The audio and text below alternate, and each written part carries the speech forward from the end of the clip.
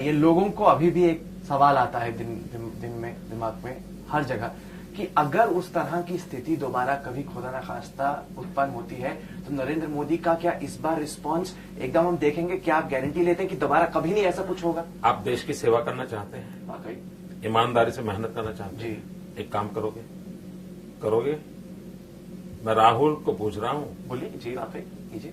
आप एक काम कीजिए, 1984 के कम्युनल वायलेंस का रिपोर्ट, भागलपुर के कम्युनल वायलेंस का रिपोर्ट, 1969 गुजरात के कम्युनल वायलेंस का रिपोर्ट, 1992 मुंबई के कम्युनल वायलेंस का report, all reports are available and Gujarat की जानकारी अवेलेबल है।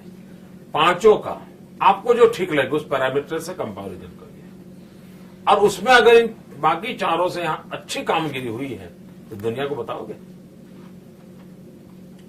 करिए इतना काम और फिर कोई सवाल है मेरे पास आना। नहीं, काम तो गुजरात में अच्छा चल रहा है। नहीं, यही वो उसी कम्युनल वायलेंस की बात करता हूं। आप ये जो एक हाइपोथेटिकल सवाल मुझे पूछा कि फिर ऐसा होगा तो मोदी क्या करेगा, इंपॉर्टेंट सवाल है। इंपॉर्टेंट तो आपके लिए हर चीज इंपॉर्टेंट होती है, वरना दिल्ली से यहाँ क्यों आते हैं आप? सही बात, तो आपकी रोजी रोटी उस पर है। सही बात। तो ये तो इंपॉर्टेंट ही है। मैं कोई आपके सेक्रेटरी सवाल को फालतू नहीं मानता हूं और मुझे उसको रिस्पेक्ट करना चाहिए। तो ऐसा मैं नहीं मानता कि आप कोई ऐसे ही टाइम खराब कर रहे हैं, आप सिंसियरली काम कर रहे हैं। मैं क्या कहता हूं कि आपने जो सवाल पूछा, क्या आप देश के लिए इतना काम कर सकते हैं?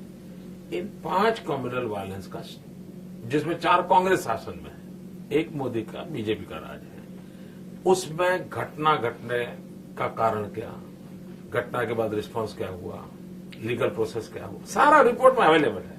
सिर्फ आप उसको निकाल करके पांचों का कंपैरिजन देश के सामने रख सकते हो। इतना करो ना, आपके सारे सवाल अपने आप निकल जाएंगे।